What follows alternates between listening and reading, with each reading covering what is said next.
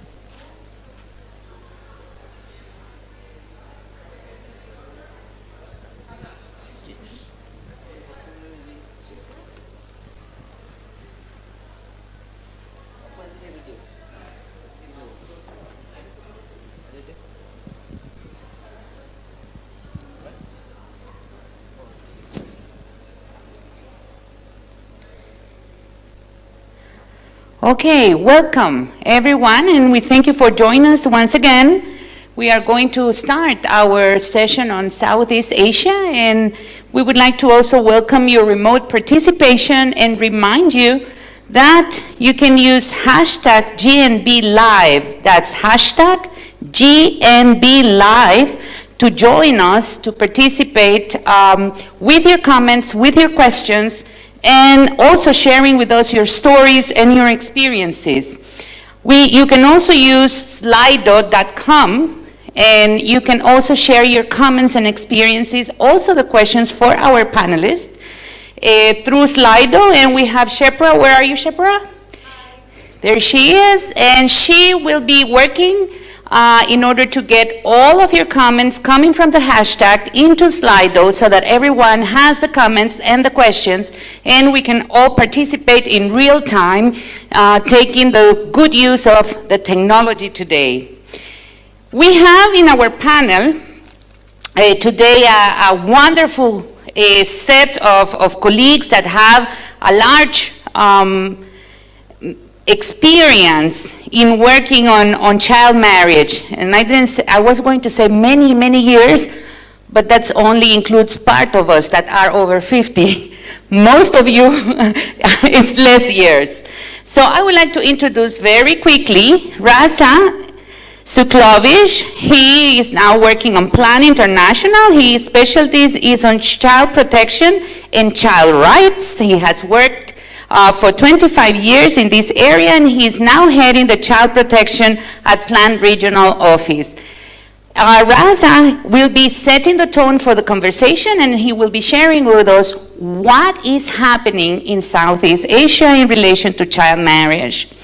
We will then listen from Azra Abdul Cader from ARO, and she manages the monitoring and generation of evidence for ARO, and she will be focusing on sexual and reproductive health and rights and for girls, and also on reproductive rights. She will be also analyzing the Southeast Asia regional perspective with a focus also on Indonesia. Then we also will have the participation of Yasmin, and Yasmin, she has specialized in women's human rights and gender equality and digital rights. She is part of the board of directors for Sisters in Islam, and she also heads it as interim advocacy manager for WOW. Thank you very much to all of you, and we have For me, the most important person in the panel, we have Fika. She is a young leader. She has been working in advocacy for youth, particularly on child marriage, on adolescent pregnancy, and on FGM for the Alliance Remaja Independent or Independent Youth Alliance in Indonesia, and she will be sharing with us her experiences. So I would like to welcome the panel and to thank you for being here. And as we listen today to the situational analysis that is going to be shared with us by Rasha, we also need to think on the level of advance in development that the countries he's going to mention are, and what are the kinds of laws, what are the kinds of regulations that have been passed during many years of advocacy and the work that many organizations have been doing, so that we can also identify those gaps, and you can pose your questions in Slido. So thank you very much, Rasha, welcome, and the floor is yours. Thank you, Marcela, for this honor. It's really great to be here, and thank you everyone for your interest in child marriage in Southeast Asia. I feel like I'm facing a slightly mission impossible, but I like those missions because I have 10 minutes to kind of walk you very quickly around the situation in Southeast Asia and the regional specifics, and then I also try my best to share a couple of examples of successful and emerging innovative interventions to reduce, prevent, and eliminate child marriage. Because I feel we all need an infusion of good energy and good practice, whether it's evaluated or just emerging. Also, I hope we'll have time, because it's great to see many familiar faces, colleagues and friends in the audience. So please do pitch in, because you've been all, or many of you have been part of this journey.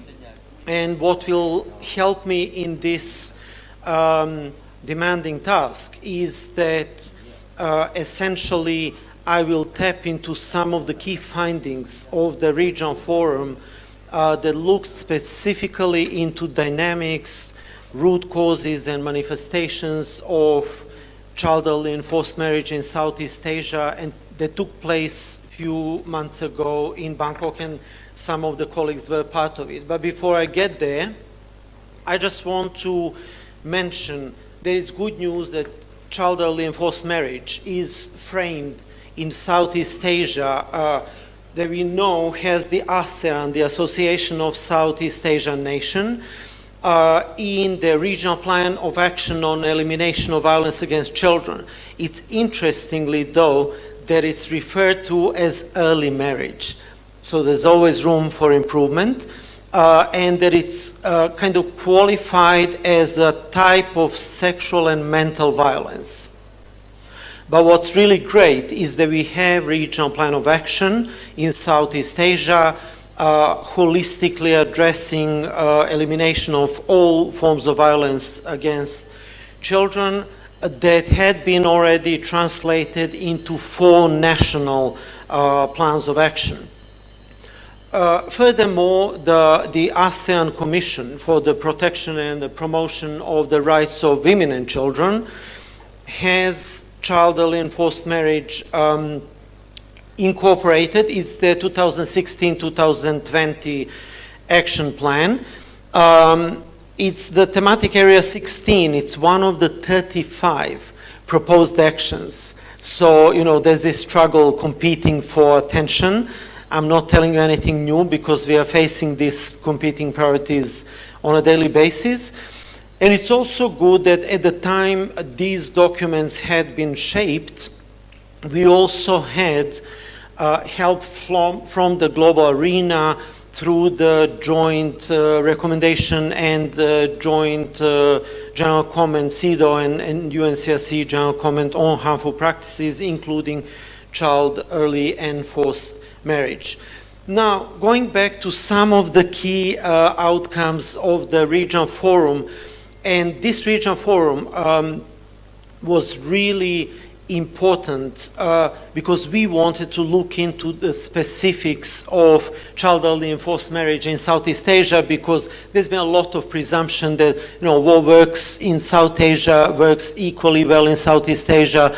But for those of us who come from the Greater Asia region, or who have been having an honor to be contributing to child protection and human rights agendas in this region, we know that first of all, this is one of the most diverse regions globally, and that South Asia and Southeast Asia actually differentiate significantly. So we wanted to crack this down and say, okay, so what are the differences? So to also contribute to this assumption that one size fits all.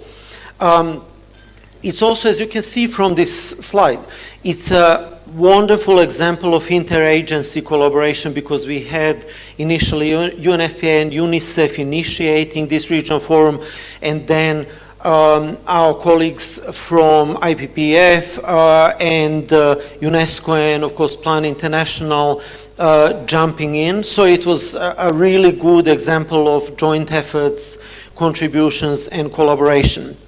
So we have authors, or at least one author of these slides in the audience, so any kind of inputs are more than welcome, of course. So what we know when it comes to specifics of the Southeast Asia child early and forced marriage manifestations and root causes is that, as I mentioned previously, the patterns and typologies differ from South Asia and other regions, including traditional, forced and arranged marriage, which are typically non-consensual but can involve consent by a girl, rarely though. So-called love child marriages or early unions, cohabitation, which are kind of peer married or unmarried by consent, and circumstantial child marriages, which are often following unintended pregnancy, with or without girl's consent, sometimes following sexual assault as well.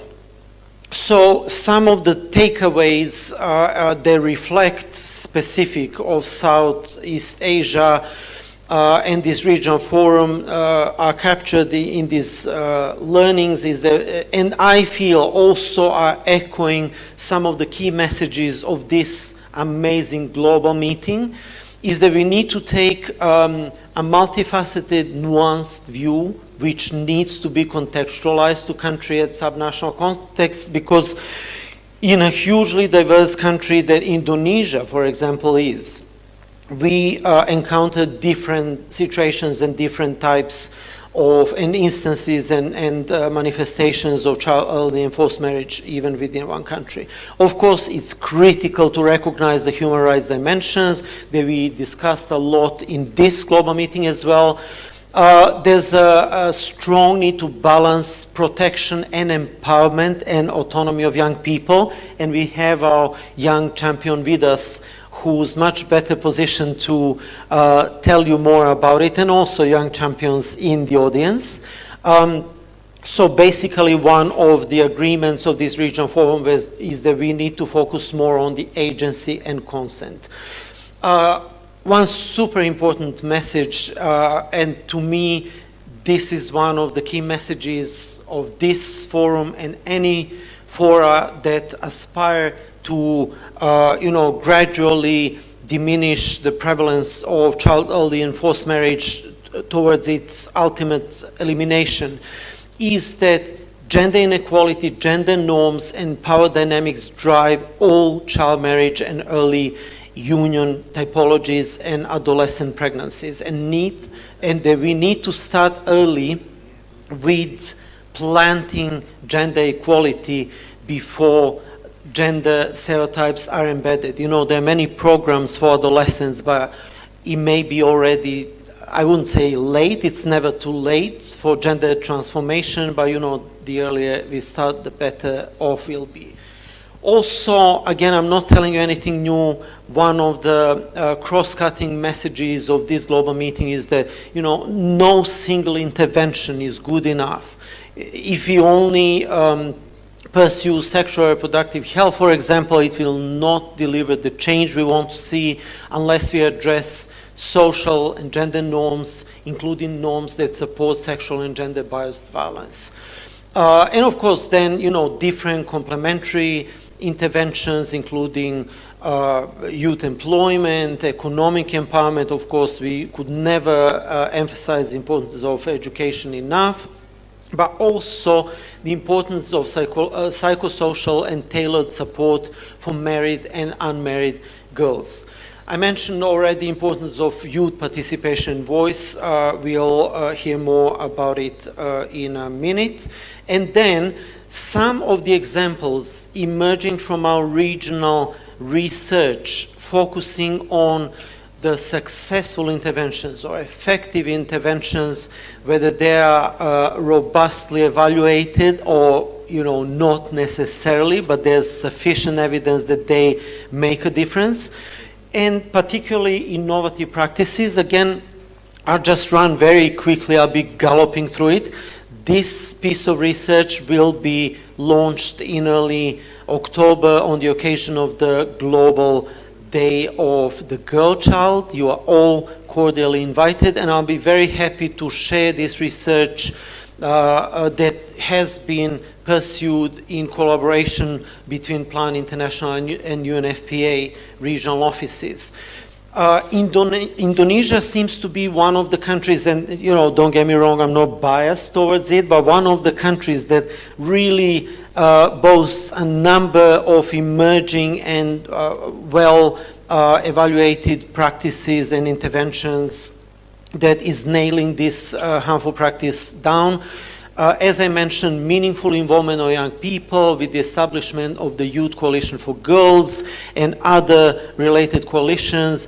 The fact that young people in Indonesia were also involved in legal review back in 2014.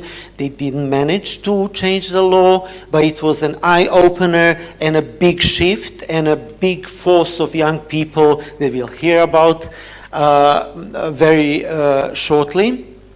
Another emerging innovation about using technology, the girls roster. There's a big interagency program in Indonesia and in Pakistan.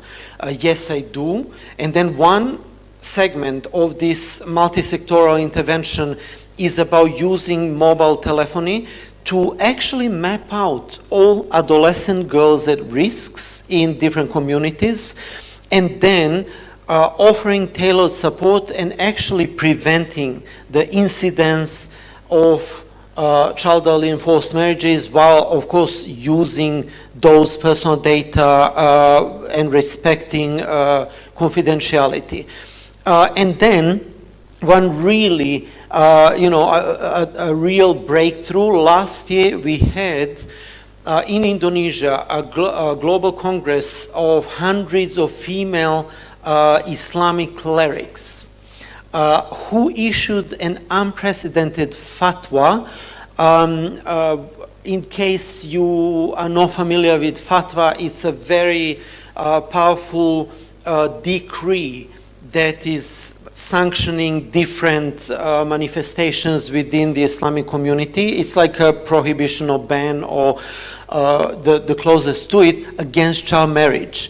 And then, also partnering with the Alliance 18+ to increase the age of marriage for girls to 18 for women. My immediate question was, where were the male clerics? But maybe that question, remains to be further unpacked. And then very quickly, very interesting emerging example of good practice comes from Vietnam, where the recognition of need to address the complexity underlying child and forced marriage can be done only within the national child protection system in a systematic manner. Again, we had a very good national conference organized by UN Women. We had a UN Women colleague in the audience, so any contributions are welcome. And then a lot of community-based child protection mechanisms that fall under this national child protection system and that deliver 3 types of services, including prevention, support, and intervention. I just need to mention very briefly one kind of trend in many countries to sort of blame child marriage incidents to either ethnic communities or religious communities. But what we learn from research is that it's broader manifestation of gender inequality and that it happens across the mainstream society. And then Cambodia, a lot of powerful examples of child clubs. They create platforms to talk to parents, first time ever, to open different taboos up, and then also for local campaigning. As I mentioned, I'm just galloping through all this to also leave place for other distinguished panelists and also for everyone in the room. And then a very quick illustration. This is what our body of research told us were the root causes of child marriage a few years ago. Few years later, we know much more. And I just want to share with you a visual representation of Plan's international theory of change. Not to boast how complex and complicated it is, but just to remind us all that we can eliminate child and forced marriage only if we address this harmful practice at all levels, not necessarily a single entity, together through collaborative efforts, and through program strategies, policies, norm changing, and more than anything else, tackling, confronting, and condemning gender inequality so that girls can learn, lead, decide, and thrive. Thank you so much for your attention, and I just left my contact for more information, and I'm happy to pass on the mic. Thank you so much. Thank you very much. Now we will hear from Azra, and as we listen to them, we can also see that there are not only differences, but the Southeast Asia region probably is not only reducing adolescent pregnancy, but in some cases is increasing adolescent pregnancy. So this has to do with child marriage. We know that adolescent sexuality is also changing with the context. Is there more peer pressure? Do we have enough information? We know that we have laws and norms. Azra? Thank you very much, Marcela, and a very good afternoon to everyone. I'm just waiting. Okay, let me start. I can start while they're set up. So the focus of my presentation is really to see what we know about child marriage in the Southeast Asian region, particularly focusing on sexual reproductive health and rights, and also to see how, to try to understand how potentially we can act in order to address child marriage in this region, which has not just the usual factors that influence and the usual drivers, but also have others. So I just wanted to introduce Arrow, which is an organization that's based in KL. And we were founded in 1993 with the need to focus on sexual reproductive health and rights in terms of producing greater resources on the issue analysis and also engaging in evidence, so evidence generation and advocacy through partnerships at the national level. And currently we work across 17 countries in the region. Seems like my presentation's lost. Okay. Sure. Shall I keep going? Yeah. Okay, so my next slide was to look at, it had some data on the adolescent population in the region, and a few issues that I wanted to highlight with that was the high numbers that are in the region in terms of adolescent population, particularly in countries like Laos, the Philippines, and Myanmar, and also the number of and the high rate of marriage amongst 15 to 19 years old, particularly in countries like, particularly in Laos, which has the highest rates, Cambodia and Thailand, as well as the need for perhaps better data in some of the other countries that are classified as middle-income countries, particularly Malaysia. But also to make the point that, as was mentioned before, that we are looking at a very diverse region, not necessarily a region that has only middle-income countries, so, but also a region that has low-income countries, which means that the aspects of poverty and related socio-economic drivers of child poverty are still very relevant in some of these countries, particularly if you look at the context of Laos, Cambodia, poverty and access to education, health services, etc., still become problematic. Azra? Yes? I'm sorry to interrupt, but it seems like we have the wrong presentation. Yeah, this is not my presentation. No. This is not Arrow's presentation, so maybe you can give them a tip on how, what kind of, what was it? It was the pink and purple slides on Southeast Asia. Because I think it is very important that if you have prepared this, so we better give a couple of minutes so they can put it, and everybody can follow it in the presentation. So in this initial context that you are presenting to us, yes. There we go. Thank you very much for technology. Thank you. Okay, so yeah, this was the slide I was referring to. And I wanted to also make the point about populations that are very much in rural context, populations that are migratory, and all of these factors, factors affecting social and socioeconomic context that have an effect on child marriage. So it's important to remember that these factors still remain in the region and are critical. But there are, of course, other factors that also affect it. So I'll move to the issue of child marriage. And here again, to highlight, the highest incidences come from Laos, from Thailand and Cambodia, but also to highlight data gaps. I mean, sitting in Malaysia, we know very well that Malaysia has incidents of child marriage, but we don't know the extent of it because this data is not made publicly available. It's collected as far as we know, but it's not made available. So that is, so the politics around data and the politics around data availability is also very relevant in relation to this region. And I think that also has an influence on how child marriage is justified and perpetuated in the region.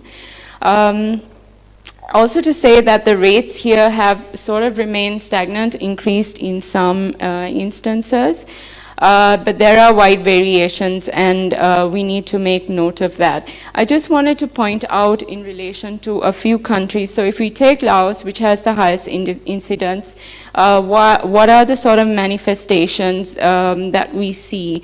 Even though marriage is at 18 years, we see a lot of underage pregnancy in Laos that is driving child marriage in the country, and also it's seen as a way of gaining labor into families. So marrying girls off early is a way of gaining labor into families. Issues of dowry and poverty come in within that. In relation to violence also, it is seen as a means, the usual arguments of promoting marriage in the context of violence and premarital sex and things like that. Then moving to Cambodia, it's a little bit different in terms of looking at how parents and the kind of control parents have over girls' lives, and arranging marriages that are seen as a way of being thankful to parents for organizing a marriage or setting up a union in that way. So there's also disapproval of children born out of wedlock, and girls falling pregnant are forced to get married. It was also a post-war tradition where immediately after the war, in terms of increasing populations, girls were married younger. So culturally, it has been something that has continued over the years. And of course, in relation to migration, a large migratory population, and it's seen as a protection strategy. to marry girls to protect them from violence in the context of migration. In the case of Thailand also we see similar trends in terms of arranged marriages, lack of consent around marriages and forced marriages. And then there are also some indications of money exchange at an early age for marriage. So a lot of things are sort of pushing this trend in terms of increased sexual activity, which is another factor to take into consideration, and some of the points that Rasha mentioned earlier in terms of love marriages, etc. Okay, so I'll move into why focus on sexual reproductive health and rights. For us, we advocate sexual reproductive health and rights as a critical component of dealing with this issue of child marriage, both as a push factor as well as dealing with it in the context of girls who are already married and needing to ensure their well-being. And the way we advocate for this is that it is not a set of secondary rights, it is a non-negotiable set of rights. And it is relevant and important in conversations and contexts that we're trying to ensure empowerment and gender equality. So it is really a core set of rights. So what do we mean by sexual reproductive health and rights? I mean, I'm sure we all know this, but just to reiterate that it is the ability to reproduce if and when one wants and how one chooses to. It is the ability to and the right to access information around reproduction and services around reproduction and sexual reproductive health. It is upholding sexual health and being able to access sexual health care and to be able to do this free of coercion, discrimination, and violence. So in effect, it really does cover a whole range of rights and a whole range of services in order to ensure well-being. It also refers to the life cycle of a girl rather than focusing on a the reproductive life cycle of a girl. And ensuring that there are certain needs of a woman that have to be taken into account in a continuum. It also raises the intergenerational aspects of child marriage and how it is cyclical, as well as how it can the lack of sexual reproductive health and rights can be a cause and consequence of child marriage. So it can actually push girls into child marriage, but also the lack of SRHR can perpetuate and reduce the well-being of girls while they are married.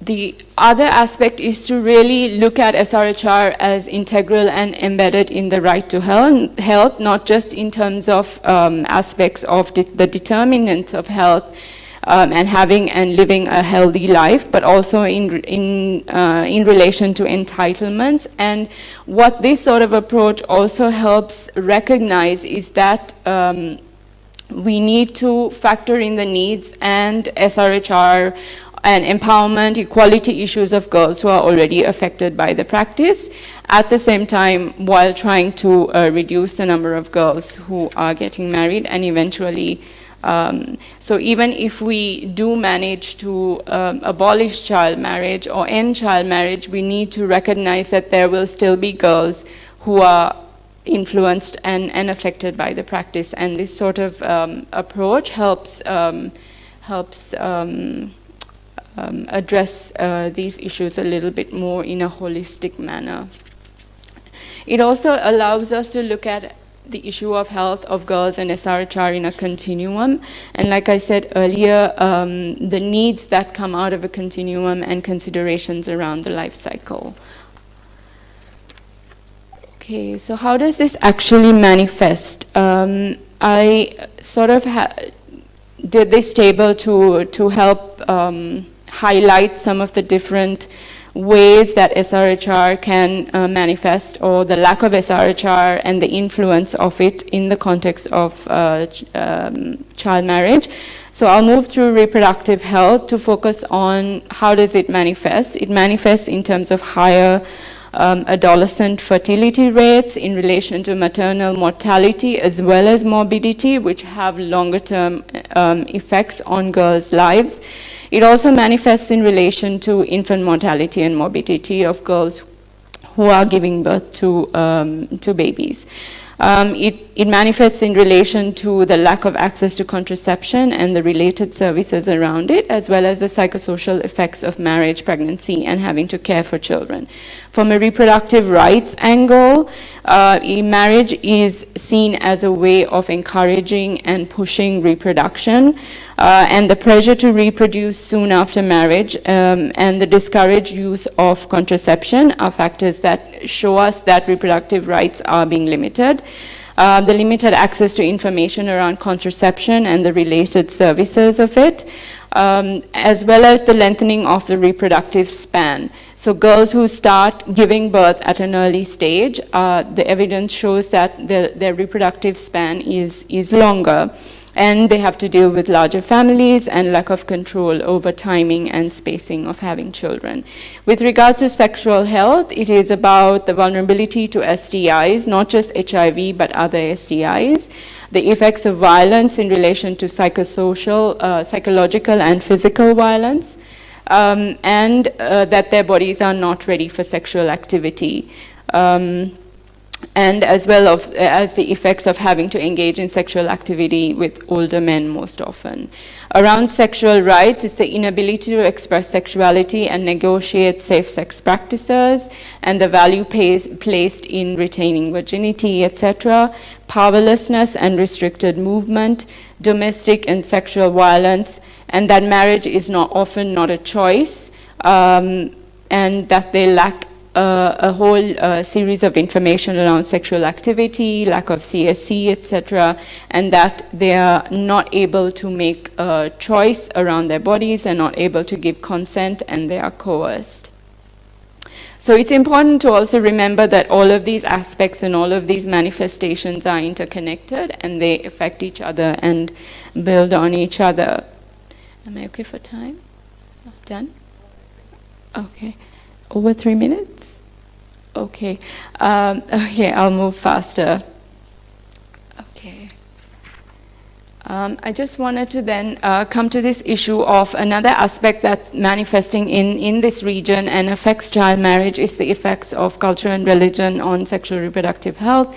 We are seeing it rise in the region in terms of greater conservatism and extremism, not just in terms of how politics of it is manifesting, which is the more talked about issue, but also the effects of conservatism and fundamentalisms on women's lives. And this is largely due to narrow interpretations around the text and religious texts which are used to justify the practice. So I'll very quickly touch on how this actually manifests in relation to reproductive rights around narratives of puberty being the age when a girl is ready to be married, and interpretations of puberty being seen as the justification of marriage, the need to regulate girls' fertility and also increase the following and continue family lineage are some of the other examples.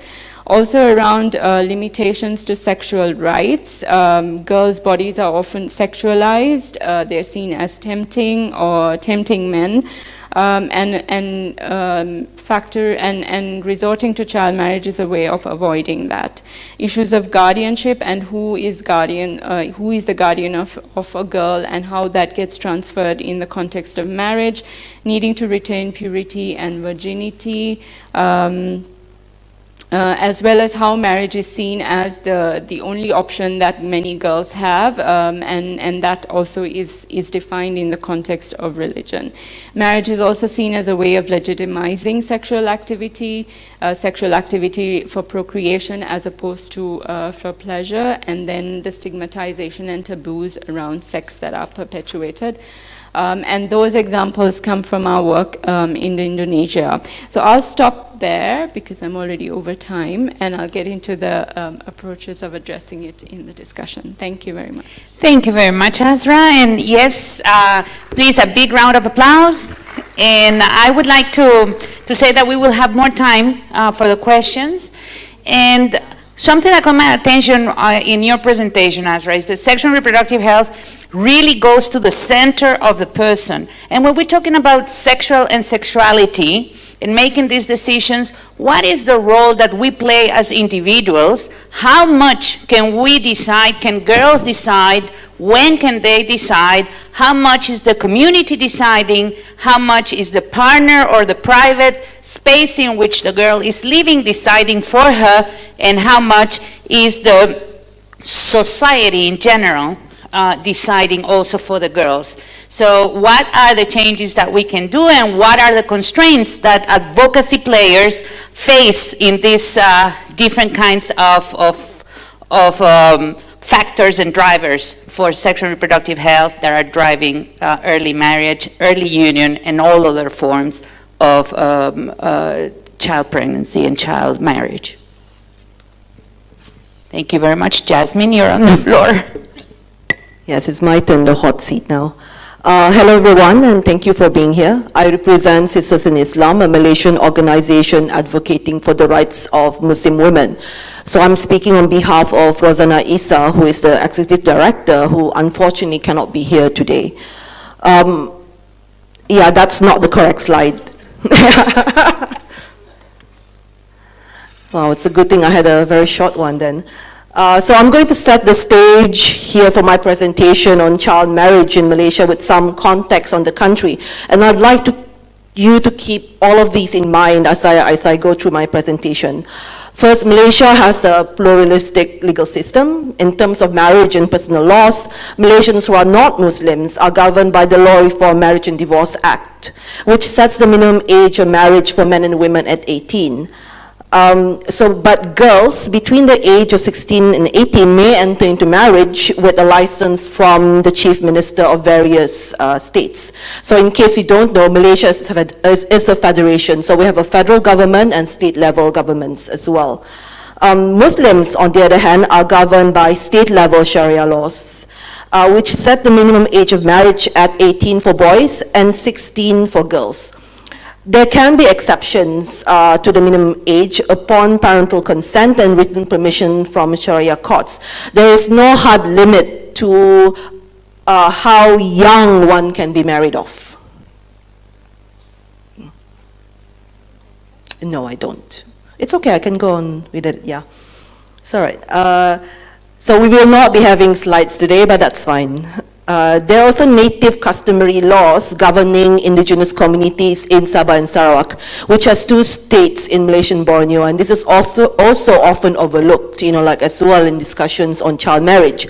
So these laws, in terms of marriage, apply to indigenous communities or in persons who are not Muslims. One such law, the Adat Iban of Sarawak, sets the minimum age of marriage at 18 for boys and 16 for girls. Only permission or written consent from a parent or legal guardian is needed for boys and girls who are even younger to get married. Second, there is a persistent gender gap in Malaysia despite being an upper middle income country. Historically, as with many parts of the world, formal education for girls is seen as a solution to gender inequality.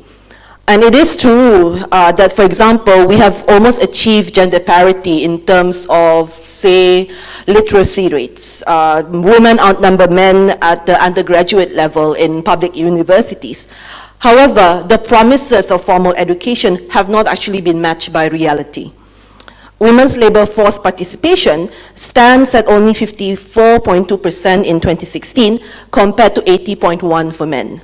Out of the current 222 members of parliament, only 32 are women. So that's about 14.4%. So what's going on here? What have we failed to address? Third, publicly available data on child marriage in Malaysia is extremely scarce and incomplete. Advocates have been forced to piece together this Frankenstein's monster of like bits and pieces of information from research, answers to parliamentary questions, and statements from ministers that are published in newspapers. So here's some of what we do know. According to the 2010 population housing census, 152,835 persons between the age of 15 and 19 are married. Girls, about 8,000 more than boys. So the number of divorces for the same age group, however, stood at 229 boys and 828 girls. So obviously girls are marrying older men. You know, this is what we can kind of infer from the data. In the same year, in 2010, the then Deputy Minister of Women, Family and Community Development was quoted to have said that there was an estimated 16,000 child marriages. But the figure only refers to those below the age of 15. And it is also said that the majority of the cases took place in Sabah and Sarawak. Lastly, in 2016, the Ministry for Women, Family and Community Development stated in a newspaper article that a total of 9,061 child marriages took place between 2010 to 2015. So the figure includes both Muslims and non-Muslims. So these are not insignificant numbers. So why do child marriage persist in Malaysia despite our status as an upper middle income country? So first, I'd like to put a caveat, like here. I'm speaking largely on the situation of Muslim Malaysians, not non-Muslims. And this presentation is derived from a piece of research that CIS did with Arrow. So poverty may be a factor for child marriages in indigenous communities, but we need to study this. There's no hard data that we can, oh, great, fantastic. It's fine. Yeah, so you can see some data there. However, like poverty and lack of educational opportunities do not appear to be significant factors in general, at least with regards to the Muslim population. So instead, here we seem to be experiencing the effects of gender norms, stigma around sex and pregnancy out of wedlock, moral policing, and legal sanctions under Sharia laws. In a study that's conducted by the Center for Research on Women and Gender, CANITA, of the University Science Malaysia, respondents, like a large number of respondents said that they're married out of love or out of, choice. But again, like us, the previous panelists have also unpacked, we also need to question what are the other factors that actually push them to marry then and then? Why is waiting until the age of 18 or older not seen as desirable, like here? One respondent, did say that she felt she had to marry because she was pregnant and her mother persuaded her to do so to protect the family's reputation. So I think that in the context of Malaysia, we also have to recognize that there are real legal repercussions to being born as an illegitimate child, or as the official term is, anak tak sah taraf. As a Muslim, being illegitimate affects every aspect of your life, from inheritance, to rights, to the fact that even your birth certificate you'll be branded, as an illegitimate child.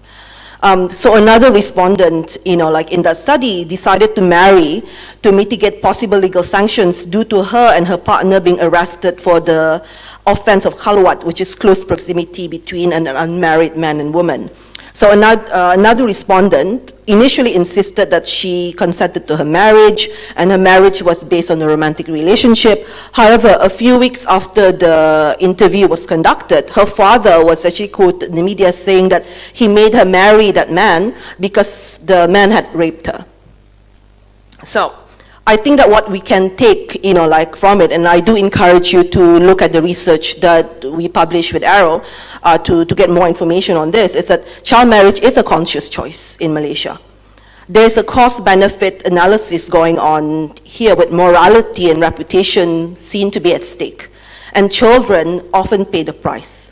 And reminder as well that, children who are raped and who are made to marry their rapists, there is an exception, under the rape provisions in our penal code, which says that rape in a marriage is not rape.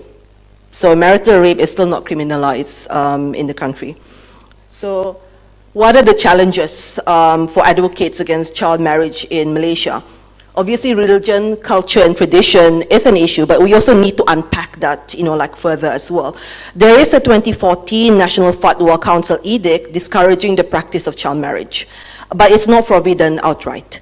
And what's being pushed at the national level in our education system, in our pop culture, are literalist and conservative interpretations that reinforce gender inequality and are consequently used to justify the practice of child marriage. So there's actually quite a lot of overlap in how religion is used to justify child marriage in both Malaysia and Indonesia.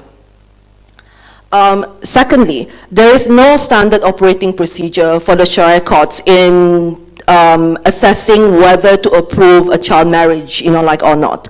So defenders of child marriage often cite the need for permission by the Sharia courts as a way to safeguard the rights of children.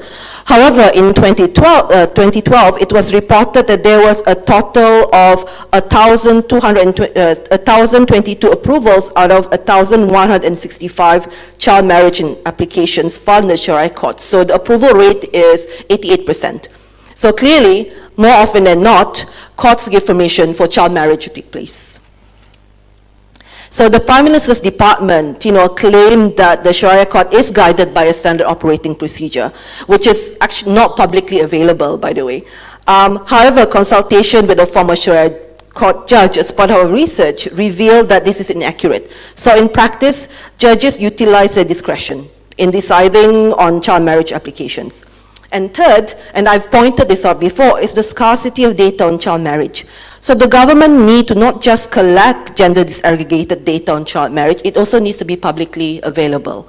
And we hope that the new government will have the courage to actually hold honest conversations, on this issue. So in terms of our recommendations, legal reforms are obviously a long-term solution to that. So the ultimate solution must be a total ban on child marriage through the reform of legislation. The minimum age of marriage must be raised to 18 for both genders, regardless of faith and ethnicity, with no exceptions. Government initiation of a process towards legal reform is essential. A national level advocacy program needs to be put into place to raise awareness and educate and convince relevant parties, particularly religious leaders, and loopholes must not be part of the law.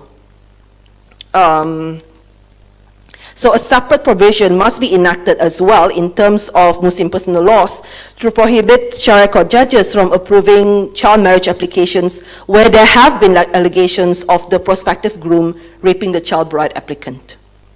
So second is education, raising awareness, and changing public perception and dismantling of patriarchy. I mean, I've already indicated before that formal education doesn't seem to have been enough to eradicate, child marriage for all of our hopes and dreams, that would actually happen. So we need to take also a more nuanced approach in this and ask, what's in that education that you are giving to, boys and girls? That education that you give, and the campaigns that you promote must have an aspect of empowering girls, as girls are disproportionately impacted by patriarchy. So you have to empower girls to speak up for their rights. That will be one step. Secondly, the issue of sex education has long been a controversy in Malaysia. There has been a push, against the introduction of sex education. It was piloted in, I think, several schools a few years ago, but we don't know the results of that pilot program. So we need to know what happened, are there improvements that need to be done? And third, to create awareness on not just causes and harmful impact of child marriage, but also the recognition of the rights and agency of young people, particularly girls. So the target audience for this kind of awareness raising will be parents, teachers, religious leaders, policy makers, Sharia court judges, and community leaders, because they all have influence on this issue. So hopefully with greater awareness, parents would see it as a much less viable solution to avoid shame. And religious leaders are vital players as their opinions are highly regarded by Muslims in Malaysia. I think Rasha asked the question of where are the male clerics. We would like to ask that question too. Where are you? It's time to step up. Which brings me to the last point, which is in engaging boys and men. So patriarchal values and beliefs which prompt gender inequality through gender stereotyping and forced gender norms are core reasons why child marriage is still practiced. And these norms continue to limit women's and men's potential in all aspects of society. To dismantle the patriarchy, not only allies for men and boys are needed, there must be continuous effort to eliminate patriarchal oppression of both girls and boys. If we don't break the norms and beliefs that continue to prescribe rigid roles for girls and boys, we will never be able to end child marriage for good. And lastly, CIS looks forward to working with the new government to also fulfill the pledge to raise the minimum age of marriage to 18 for all girls in Malaysia, as stated in their manifesto. So we hope that it will actually be a reality in the near future. Thank you. Thank you very much, Yasmin. And one issue that really came to my mind in your conversation is how much are others deciding for us? Was this in all of these kinds of decisions to enter an early marriage, was it really the girl deciding to marry? Is it really the data that we are gathering giving us the right information? So what are also the real challenges that the young people are facing when they're trying to advocate, when they're working with their peers? And Fika will share with us what is her experience in Indonesia. And have you found, Fika, also that even if you have norms and if you have laws, there's this discretionality given to the ones in charge of applying these laws in order to provide the services, the access, and the rights to the young people? Yeah, okay. Can I just stand up? Because, like, I'm more comfortable talking when I'm stand up. And can I please ask everyone in this room to stand up as well? We're going to, like, do a little bit refreshment because I know it's really sleepy to listen and listen again. So, yeah. This is what we do in youth pre-conference. So when I say rain, we all need to do this. Everyone can hear my voice? Okay. So when I say rain, so we do this. So just, yeah. And if I say thunder, we can do this. Make a lot of noise so everyone can hear. When I say thunder, we are doing this. And when I say bolt, we are doing this. Okay? Everyone ready? Yeah. So, rain. Thunder. Bolt. Bolt. Thunder. Rain. Bolt. Rain. Okay, thank you so much.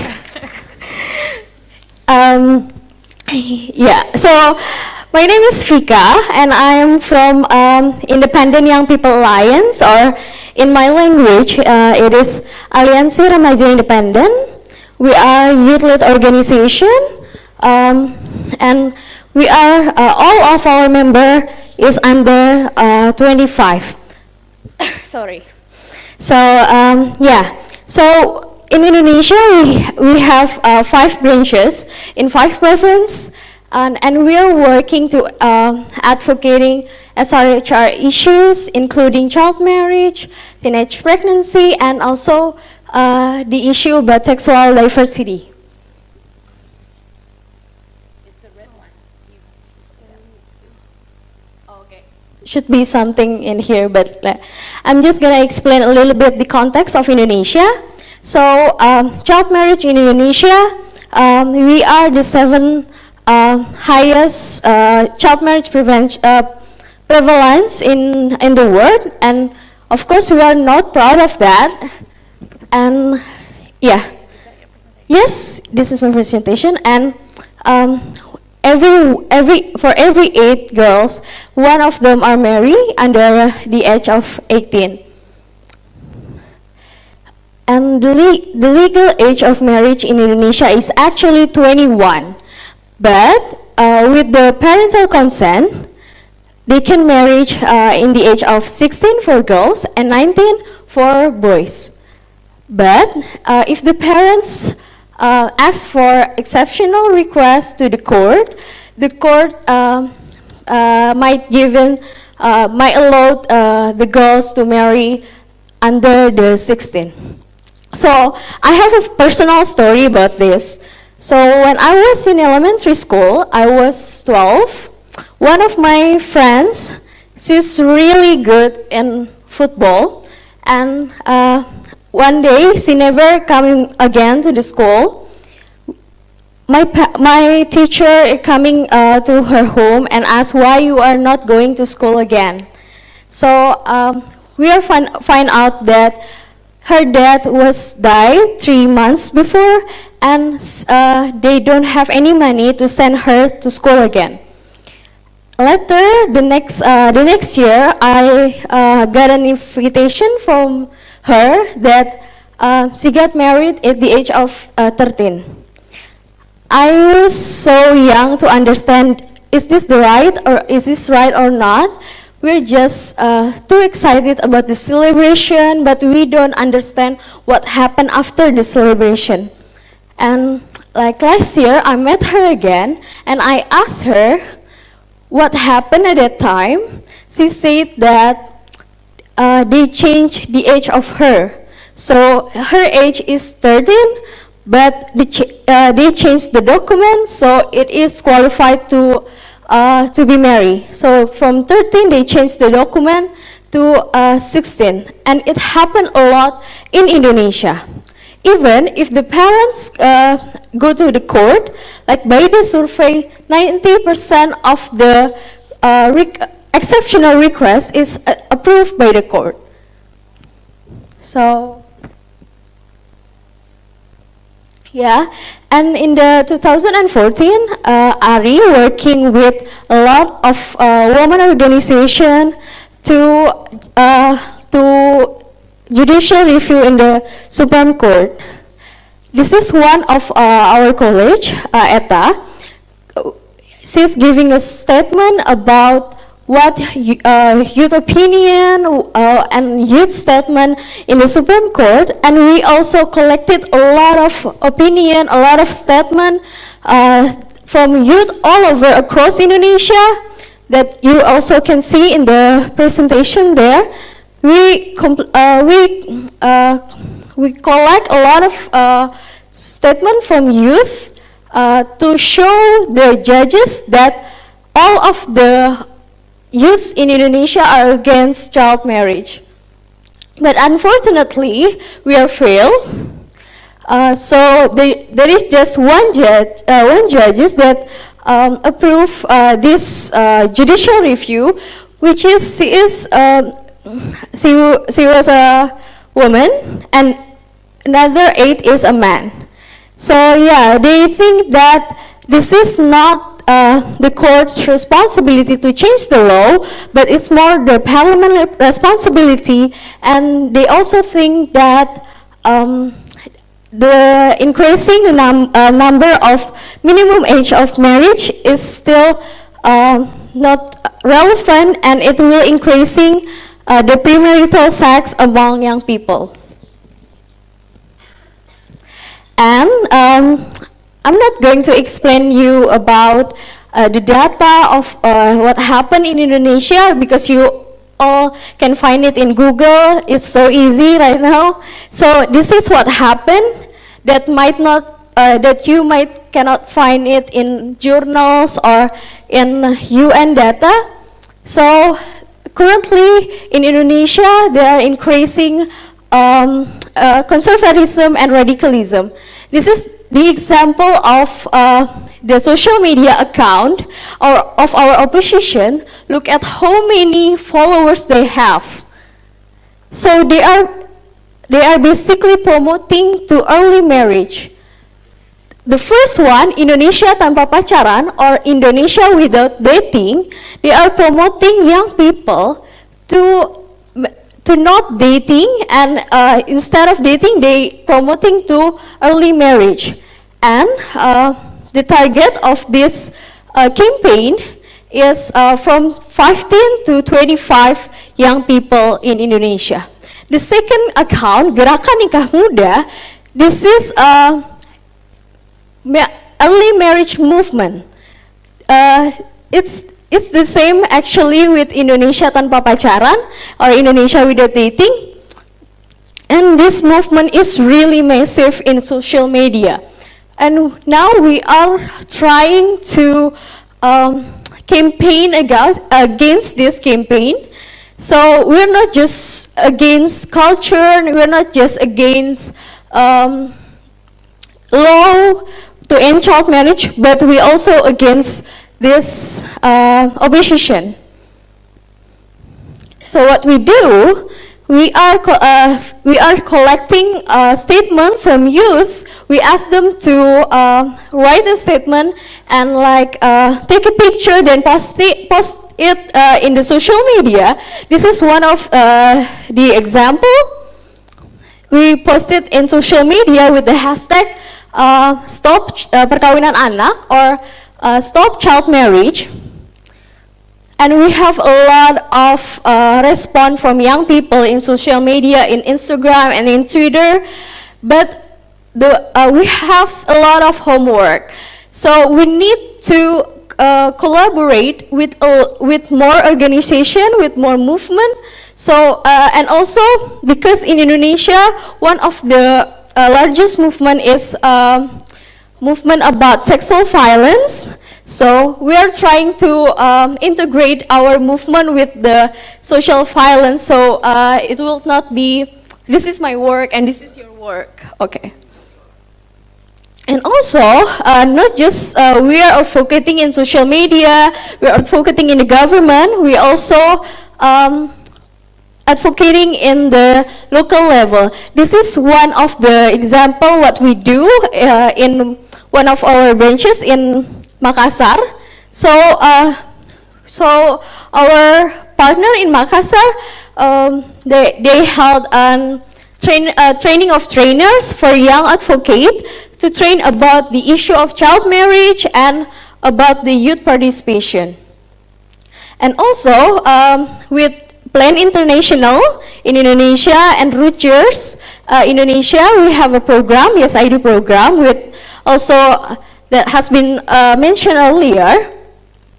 We are working in the national level and in the local level. And in the national level, Rutgers and Plan is really supportive to us because we are the only youth-led organization and we're working with adults organization. They are really supportive in terms of capacity, in terms sometimes also in terms of financially. We are aware that this might not be happen in the local level, so we train staff and we train young advocate in the local level about meaningful youth participation, so they can work equally, not just in the national level, but also our youth advocate in the local level. This is one of our movement. So we are so inspired to what happened in other country, to what happened in the Women's March. So to celebrate International Youth Day, we held a youth march. And there are a lot of youth that involved in this event. And we also collecting their statement and their statement and their signature to promote and to support child marriage and sexual violence, also FGM. And also we have youth health celebration. When this event, we have movie discussions about child marriage. This is really interesting that I need to explain to you. So like a couple months ago, our partner in Lombok, our youth advocate in Lombok, they have barriers and they have struggles to involve young people in the village. So, for the background, I'm just explain a little bit. So our government, our Ministry of Child Protection and Women Empowerment, have a program of Forum of Child Village. So basically, it is a forum for child in village, and also there is a forum of child in the provincial level. But even though there is a policy about that, the implementation is not there. There is no forum of child village. It's just the policy. And within the ESIDU, we are trying to activate this forum because we know that this platform is the place for youth can gather, and this is the place, the platform for you to voice their opinion, their statement, and their needs. So we activate this forum. With the member of this forum is girls and also boys, that the impact group and the beneficiaries of ESID program that has been made by the girls roster. So in this forum, our partners have challenges. The child in the village always said, "Wait, who are you? Why you are coming to our village and ask me to join to your event, to involve on your event? Like, we don't know you." So in order to answer to that challenges, we held an inspirational camp. So basically, this camp is to introduce our program, and also introduce the issue of child marriage to them. Because in order to make youth participation is meaningful, it's not just they participate, but they also involve in the decision-making process, and also take responsibility for that. So, and we need, and in the process of youth participation, they are dynamic, power dynamic, not just by adult and youth, but also from youth to another youth. And there are a lot of youth that aware about child marriage issue, but they don't know what to do about that, or they are aware about this issue, but they don't know how to start. So in this inspirational camp, we are gathering a lot of youth, and we invite a champion from their community. So this champion basically explain what they do, and how can I achieve this and this. So the youth are inspired to be like her. So a youth can understand, okay, if I am not married in the young age, I could be like her. I could be an inspirational to another youth. This is what we do. Okay, this is what we do in the grassroots. So after this camp, we got a lot of attention from journalists, and also from the local government, and also from the youth themselves. And yeah, I'm just gonna like give a bit recommendations, because I am a youth advocate, and there is also my friend from Aditya, who is a youth advocate. Sometimes there are a lot of programs, but they don't, they include youth, they involve youth, but it's still not meaningfully. It's just tokenistic, and okay, there is a representative of youth, but they don't have their voice heard. So please give a space for youth, And in order to them to be meaningfully involved, you need to invest to them by giving them capacity, by giving them research, and by giving them the trust that they can have responsibility to make a project.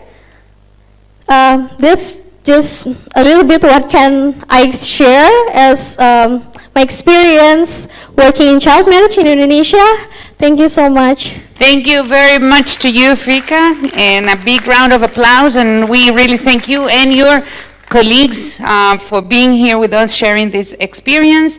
Now we would like to give the floor to our participants. If you have any comments or questions, there are a few questions that have come to this board, a little bit more on what kind of gaps and what additional research would be needed, and maybe for Rasha, for understanding the drivers and the interrelated factors for child marriage.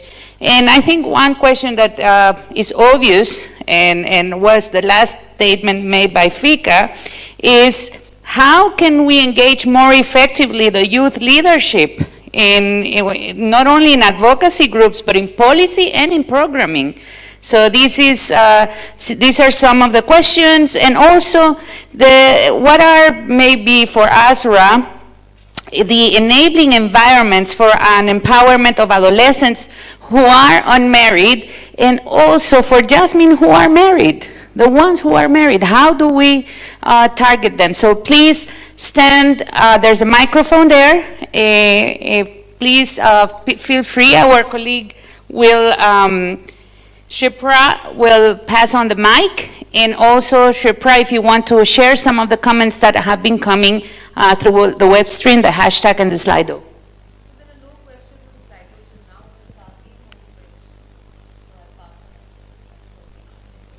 If you can say your name and who you are addressing your question or comment, please. Thank you very much for the presentation. I'm Tazin from Bangladesh. My question is to Plan International and also to Arrow, that in the research we haven't seen any data for Bangladesh. So it would be great if, like as you were telling, that whether there is any gap. So still in Bangladesh we have highest rate of child marriage, and it is around 56%. Girls are getting married below 18. And the SRH knowledge in the curriculum system is very low. So the knowledge on SRH is very minimum among the youth and adolescents. So we hope that there will be more research that you can cover in Bangladesh. And for the youth, I think very interesting and inspiring presentation from you. So in Bangladesh, we also have youth networks. We are, I'm working with VSO, so we have a youth network, and we are also working with the network of Plan International as well, and they are doing very great job, very inspiring. They are connected with each other, and they are already connected with 48 districts in Bangladesh. And they are doing a national level campaign on child marriage, and also at regional campaigns. So you can be connected with them as well. So, yeah. Thank you very much. We might take one more question. It's almost 3:18 from the floor, a couple of questions, and then we'll give the floor to the panel. Hi, good afternoon. I'm Hyang Lee from Women's Aid Organization, Malaysia. Well, it seems that there seems to be some political movement in Indonesia with regards to public policies on child marriage. As you mentioned, there was that fatwa by women clerics, and I also understand that recently the Indonesian president agreed to sign a decree banning child marriage. So doing some comparisons between Indonesia and Malaysia, it appears to me that there seems to be more movement on the political front in Indonesia. I'm wondering if you could maybe give us some insight into what led to these movements in the political arena. Thank you. Thank you very much. One more question? I also signaled to that lady, so let me. Yeah, thank you very much. My question is to my colleague, Rasha from Plan International. I'm very interested in your research. Asia, Southeast Asia is so diverse, and I'd like to know in the countries that you studied, whether you saw different patterns of early childhood marriage. You know, I was in IPPF for 10 years, and I could see that there were different patterns. For example, in the hill tribes, indigenous populations of China, Cambodia, Vietnam, Thailand, the situation was different, where it's more like, I don't know what to do, there's no escape, you know, no education, no healthcare, no access to facilities, and therefore just get married.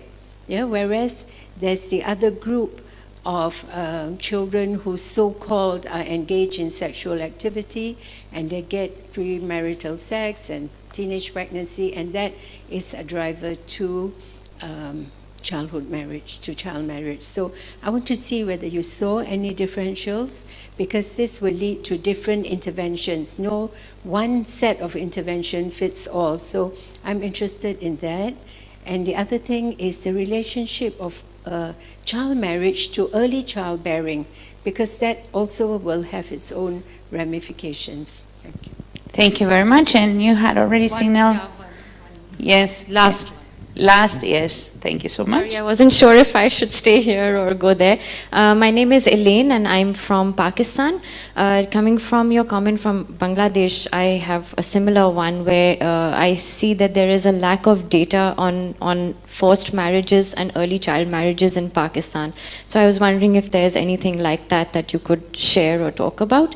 And the second thing is, you mentioned very interestingly about the justice system in Malaysia regarding this, and that judges can have a discretion on deciding on these cases. But in Pakistan, in my experience, there are parallel systems of justice that are running. For example, if there is a minimum age, but the federal Shariat court could decide differently. So how do you deal with that kind of a situation then when you have two parallel systems of justice? Thank you. Thank you very much to all your participations. We have 8 minutes to the closure of the session, so we will very gladly give 2 minutes to each participant, and we're going to follow the same order of the presentations. Okay, thank you so much for your questions, great questions and fantastic interest. Just to say, when it comes to research, we just need to remember that the source of information is very diversified. It's not just research, it's also national conferences, it's regional forums, we have so many information. I think the question is more, and of course it's going to be a live agenda because the types and root causes and contributing factors to child early and forced marriage evolve, change, etc. But we need to remember how to tap into the existing body of research. You know, when we conducted different organizational research, we would do the literature review, and you know, there are 50 or 60 page document just outlining the existing research. So before we are jumping into a new piece of research, I think it's a good idea to explore what is out there, how can we learn about it. This particular session is focusing on Southeast Asia, but there are pieces of research by many organizations, including UNFPA, UNICEF, you know, all sister organizations that are engaged. Girls No Brides have fantastic body of information, you know, so please remember to visit our hosts' websites on Bangladesh, on India, on Pakistan, on different modalities, on how boys are actually affected. You know, in Nepal and Pakistan, like there are very high incidence and prevalence of boys being early married and not being happy for being married early. Just very quickly responding to different typologies. We know of different factors and root causes, and I just, in the interest of time, I flagged out these 3 commonly recognized types of marriages emerging. what came as a surprise, and it's linked very much with the evolving youth autonomy, are those voluntary marriages or unions or so-called love marriages. And you know, it was really good to have all these fora where we try to dive deeper and actually dismantle different myths, that this is not about tradition necessarily, this is not about religion or religious misinterpretations. It tends to be about lack of opportunities, about systemic failures, and about focus on what young people actually need and how sex-segregated childhood affects later on, you know, why young people jump into early marriage out of loneliness, out of other lack of opportunities.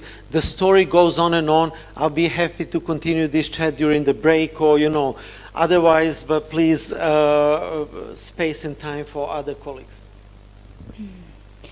Thank you. I'll respond to the evidence question as well. I think the issue with evidence is that, yes, there's a lot of evidence that has, and a lot of research that has been done, but it's also about the availability and who has access to this information.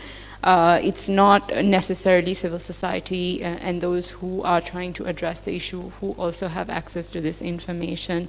But in terms of generating more information and analysis on this, I think what's also important is to really move beyond the numbers and try to understand how girls are experiencing marriage in the sense of trying to shed more light on the heterogeneity of girls and what actually happens to their lives once they are married, bringing in their voices and their lived realities, and trying to explore those angles a bit more in terms of trying to nuance this issue and also trying to contextualize it. Just to respond to, I think in Southeast Asia, it's not enough to say that it's about the lack of access to services, and that is what is driving girls. We really have to recognize the influence that culture has on the practice, the influence that the legal system has on the practice, and the influence that also religion has on the practice, because otherwise we really won't get ahead in terms of chipping away at this and actually ending the practice in the region, because we are really seeing in contexts where poverty is not a factor, in middle income countries, other things are driving the acceptance of the practice, and we have to deal with it. My last point in terms of services, I think around sexual reproductive health services, that is a huge gap, but really trying to target young girls is what is important, not just targeting young people. It's not enough to really focus in and zone in on girls. Even when we talk about comprehensive sexuality education, we need to understand where it is being targeted. If girls are out of school, then perhaps going down the route of CSE in schools perhaps isn't enough. So really trying to understand those sorts of nuances is also important. I'll stop there. Shall I? Okay. I'll just address your question on enabling rights for unmarried and married, you know, like girls, you know, like, and women. I think that first of all, from the Malaysian context as well, SRHR services need to be provided in an environment that is free from judgment and free from moralizing. I think we all know here and we realize very deeply how culture, traditions, perceptions influence how even professionals and service providers treat, you know, like the people under their care. In the broader sense, you know, like then, we also need to dismantle this perception that some things are taboo and not others. And we also need to ask ourselves, what do we mean when we say, for example, sex is a taboo topic? Because it certainly isn't in private conversations. And it's not out there in the public, but, you know, like at the family level, at a private level, those conversations are happening all the time. So we need to be more open to take that conversation out of private spaces and actually say, hey, we need to have this difficult but extremely open, important conversations, you know, like in the open. And until we can I think, change how we perceive adolescent sexuality, roles of women, and men, will never make any headway in terms of enabling, the rights of both married and unmarried women, in this aspect. Lastly, there was a question on parallel systems and how to deal with that. It's not easy. We have to be upfront about that. And in Malaysia, Sharia laws are state-level laws. So we have, 13? Many different states with different Sharia laws. So we have to work one state, at a time, which complicates, the issue. So first of all, sisters in Islam have been trying to engage with Sharia judges, and we think that training of Sharia judges and training of court officers, of civil servants who are part of, the Islamic institutions are an important step, towards actually dealing, with these parallel systems. And these trainings have to be based on human rights principles. Secondly, in the larger sense, and I think this is also why Sisters in Islam have also been trying to build networks and linkages with other organizations, is that larger societal attitudes also need to change. Because again, you have various, justifications of child marriage and justifications as to why you can't question why child marriage is legal in Malaysia, from, oh, this is divine law, all the way to, you are just a woman, who are you to question, these laws? So it's a very large and longer term project, in that sense. So I'm sorry I don't have an easy, answer, but I think we just basically need to keep pushing on with our strategies on this. Thank you very much for the question. I'm just gonna respond first for how can we involve more youth in our program. So basically, the first thing that we need to think is to make an enabling environment for youth, because when the first time I involved in child marriage issue 5 years ago, and the first impression is not really good. Actually, I was in the room, so everyone talking about the issues, and no one that really give me a space to deliver my voice. So please just build an enabling environment for youth to express their voice. And also, there should be a commitment from adults, because involving youth, it means you need to invest more on youth, invest on the capacity, the informations, and flexibility as well, because many youths are still in the college and in school, so you need to be more flexible in terms of time. And also, we are now working to mainstreaming the concept of meaningful youth participations. So this meaningful youth participation, basically, our objective is youth and adults can work equally in all levels, from designing to in evaluations. Yeah, I think that's what can we do to involve more youth in our program. And from the one from Bangladesh, thank you so much. So in youth pre-conference, I actually meet a lot of youth excellent youth advocate from Bangladesh, and we already connect ourselves. And thank you for Girls Not Bright for facilitating us to share our experience and our struggle as well to advocating child marriage in our country, so we can learn each other. So to give an insight to what happened in Indonesia, Leslie, for the last 5 years, the increasing of conservatism and radicalism in Indonesia. So there are some groups that actually advocating for Indonesia to be more conservative, And it happens as well in the sexual reproductive health issues. For example, that I already explained in the child marriage issue, they are campaigning early marriage. So a lot of young people are actually interested about this campaign because they are using religious language to promote that, and they are trying to explain that, oh, if you are married in the early age, you're gonna be more happier.